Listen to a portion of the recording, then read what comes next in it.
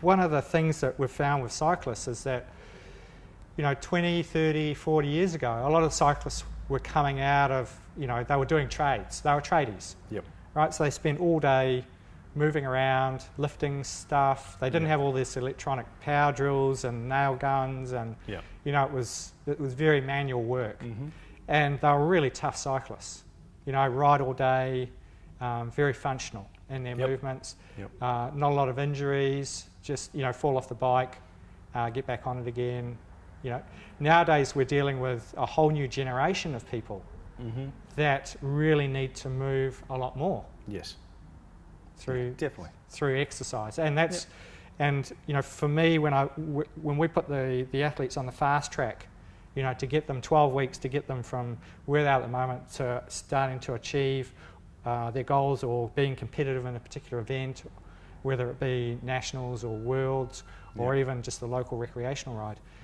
That functional strength training becomes really, really important in that process of getting them to there. So it's not only you need to ride the bike, but you also need to do mobilizers and the strength training as well, just to get that movement happening. Yep. And look, the mobilizers, and I'll go back briefly to them. Not only do we need the hydration in the fascial tissue for it to move properly, but every time you lengthen that fascial tissue, you stimulate proprioceptors, because proprioceptors respond to length tension changes. Okay, so if there's a lengthening of the tissue, a proprioceptor will switch on, send a response, and then something will happen. Okay. I did mention that the muscles have muscle spindles. Yes. Okay, and that was the main concern going back many years ago. The fascia actually has 10 times more proprioceptors than the muscle do. Okay. All right. Okay, so it's a sensory organ. Okay. So it's sensing. It's sensing everything that goes on in the body. Every motion that you do. Okay, and considering everything in motion is integrated, the whole body is talking and communicating at the same time. So mobilizers envelop that principle of let's get the whole body talking and communicating through these proprioceptors and the tension in the fascia, and allow extensibility through the whole chain as opposed to just the hamstrings, just the hip flexors, etc. So you're going to obviously, and this is the great thing about the functional strength training and the mobilizers, is that you actually feel younger. Like you don't wake up in the morning, and this is what I've noticed, is you don't wake up in the morning feeling like a piece of cardboard. And cycling, it's one of those sports where, you're slowly winding yourself into this feeling like a piece of cardboard. In fact, I remember, weeks and weeks and weeks where it's like I just couldn't touch my body. I was riding my bike, and it's like I just don't, like everything's just fired up. It's just really painful. Really painful. Going into a massage, just even touching part of my body, it was just really all very sore. And that's where the maintenance is, the mobilizers and the functional strength training. I notice that when I start doing that, suddenly it's like, and it doesn't take much. Suddenly it's like I don't feel like a piece of cardboard. I feel like my body's relaxing, and that I'm feeling a lot more comfortable. And I feel younger. So subtle movements, and I've mentioned it, I'll go over it again, create great changes. Big changes in the body. Because not only do you feel a mechanical difference, that has a positive emotional change on you, because you're not sore. You don't feel like you can't go and get on the bike. Okay, you feel like you can just do what you're meant to do day to day. Okay, and that's the beauty of a mobilised program, is that it enables the body to regain that, and it allows you to enjoy and perform at your sport or your activity even more. And look, it's interesting, because I was talking to a physiotherapist recently, and he talked about the difference between a sports person and an athlete. And he made the distinction between the two of them. As a sports person, is a person that would just go out and just do their sport. Whereas an athlete would take more of a holistic approach to it. And they would, do the functional, they do strength training, they do stretching or mobilizers, they do, more than just their sport. And as a result, they get a, better performance from it. Definitely. I mean, you know, any good program is going to have a movement preparation Yep. phase to it, which is part of the mobilizer. Yep. Then it's going to have your goal-based movement Yep. program. Yep. Okay, so it'll be your functional strengthening exercises, and at the end, it'll probably have some movement recovery stuff to help because you know training's a stress. Yep. Okay, at the end, you want to bring the body back down to a better level. Yeah. Yeah. Okay, and movement recovery is just as important as movement preparation. Well, you know, and it comes back to that whole thing around the fact that, you know, for me, my understanding of developing fitness is about you need to stress the body. Stressing the body doesn't make you fit. It just creates a stimulus. Yeah. Right? Yep. But it's in the recovery that the adaptation actually happens. Yeah. So, you know, and this is where a lot of people get it wrong. They go out and they train really hard, but they don't recover. No. And it's in the recovery that the fitness. All the damage is done. Yeah. You know, your body will, you know, it won't hydrate properly. It won't have the right nutrition to rebuild what it needs to build. Okay. The blood flow won't be there because you have not done anything to return it to normal. Yep. You haven't done your mobilizers. You haven't done your foam roller. All right. So recovery is huge. It's probably by far more huge than the training program itself. Yep. If you have not recovered properly from one session, you are not going to perform at 80, 90 or 100% in the next session. The next session, you know, and it's all about maximising that training time. A lot of people, you know, cycling is such a time poor sport, and I've got this joke that I go on and I say, like, you know, you're just about to leave for a bike ride, and you say, honey, I'm just going to go out, see you, you know, for a bike ride, see you in 3-4 hours. Yeah. I mean, you know, you go for a run for 3 or 4 hours. You've done a marathon. You've done a marathon. Yeah, you did. Where it's not uncommon for cyclists to be spending, you know, 8, 10, 12, 14 hours training a week. Now, you know, that's akin to doing an MBA. That's huge. I mean, it's a huge amount of load. Yeah. So, you know, and that's just cycling. I mean, you take a sport like an Ironman event. Yeah. You know, it's just the amount of volume of training that these athletes have to go through is just phenomenal. So anything that you can do, small little things that can help to improve the recovery is going to maximise your return on your invested time. So exactly. So no, that's fantastic. All right. Now we've talked about mobilisers. Yep. I just wanted to cover a little bit about, and I always get this wrong, proprioception.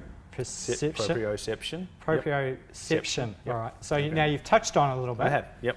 Okay. So let's hear about it. So I spoke about in the DVD proprioceptively enriched movement. Yep. Okay. All that means is that, like I mentioned before, if you create extensibility and motion in when you talk about extensibility, you're talking about the lengthening of a the tissue. opening up of a tissue. Okay. So what's an exercise that does that? Okay. Okay, look, when you do this. Yeah, so if I lengthen my bicep. Yep. Okay, whereas that's actually lengthening the bicep in all its motions. Yep. Okay. If I lengthen it there, that will switch on proprioceptors. Right. Okay, because they then have to talk to the muscle, say, put the brakes on, decelerate that motion, or you're going to tear. Yeah. Okay. All right, that's a protective mechanism. Right, because you're going to end at the end of the you're getting motion. Close to the end range of motion. So the fascia senses the lengthening, and it talks to the muscle and says, put the brakes on, we're going too far. All right. Yep. So the muscle starts to contract, and this is called what we call eccentric lengthening, when there's lengthening in the tissue and there's load at the same time. Now, obviously, just coming back to that, that's where you get a lot of those tears and that sort of thing, where you've extended past the range of motion. Is that how it happens? Look, it is. There's that transition from what we call eccentric contraction, okay, where the muscle's lengthening and decelerating the motion, to concentric contraction, where it's then contracting and accelerating a motion. Right, okay. So there's, we look at it in terms of deceleration Yep. and acceleration. Right, yeah.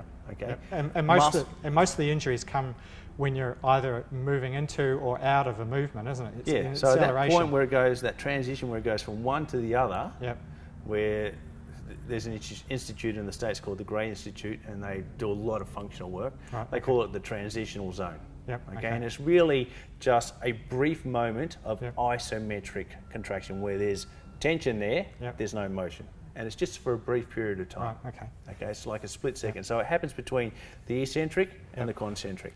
At that point, that's the greatest point of soft tissue injury. Right, okay. Okay, if the system is not wired and fired properly, and those proprioceptors don't switch on when they're meant to, right. Okay, which they won't if you've done static stretching, then you're going to increase the risk of tear at that end range of motion. And like when you're on a bike, I mean, obviously, you know, if you're doing a cadence of say 100 RPM, your muscles are like turning off and on rapidly. Like, you know, and it's interesting because like if you go to a spin class and you see people that are not used to doing that, and they do this high cadence work, you see them bouncing up and down on the seat. Because the force has got to transmit through somewhere.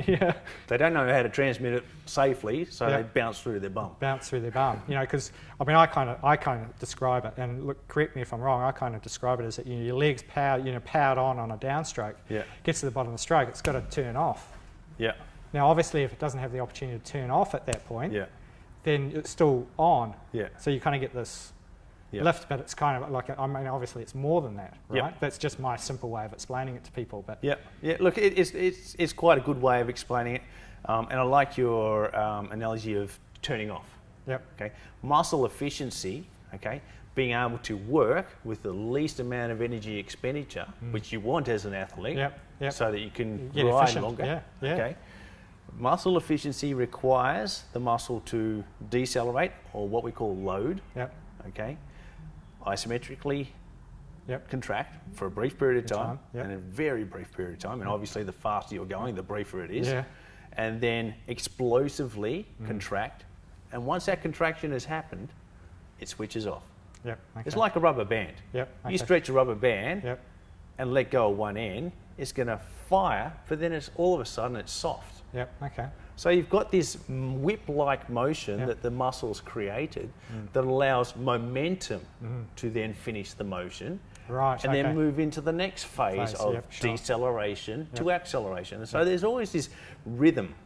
Okay. This rhythm and timing of decelerate, accelerate, switch off, go through the rest of the motion, decelerate, accelerate, switch off. Okay. That switch off period, there's no energy expenditure. Okay, it becomes very efficient for the body to work like that. If you've got a muscle, and muscles can become hypertonic, so they're sort of on the whole time.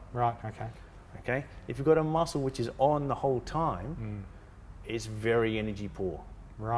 Because it's on the whole time. It's working. Now, when it comes to energy expenditure in those contractions, which I just explained, isometric contractions have the least energy output. Or requirement, I should say, sorry. Eccentric is second. Concentric is the most expensive. So if you've got a muscle that is always on, it's burning a lot of fuel. Which means it's going to conk out. Fatigue. Okay. Looking at conk out, I like that. Conk out. It's not really scientific. That's a very technical term for it. The muscle's going to conk out. So again, if you look, we can look at the mobilizers. We can look at the functional strength program. Okay. The elements are still the same. There's just some variables which are different between the two. That they eccentrically lengthen the muscle briefly, isometrically pause. And then concentrically bring you back and switch off. Whether you're doing a mobilizer, whether you're doing a functional strength exercise, that rhythm is always the same. Okay, that is what creates efficiency, and that's part of functional strength training, is teaching muscles to switch off at the right time.